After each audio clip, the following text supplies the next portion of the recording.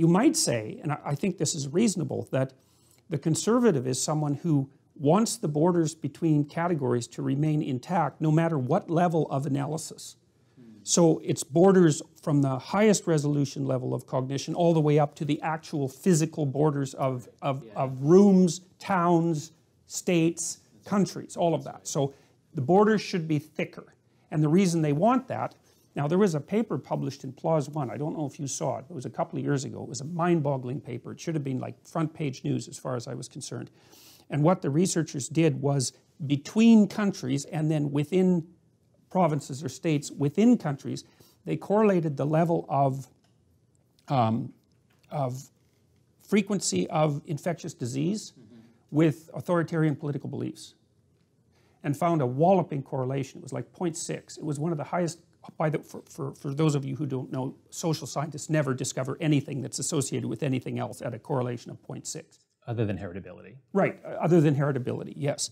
And so what they found was that the higher the prevalence of infectious disease, the higher the probability of totalitarian or authoritarian political attitudes. And then they controlled for governance, because one of the questions was this top-down authoritarianism or bottom-up authoritarianism? And the answer was that it was bottom-up. Okay, and so I thought about that from two perspectives simultaneously. At the time, okay, so we identified disgust sensitivity with orderliness, so it's, say, a fundamental subtrait.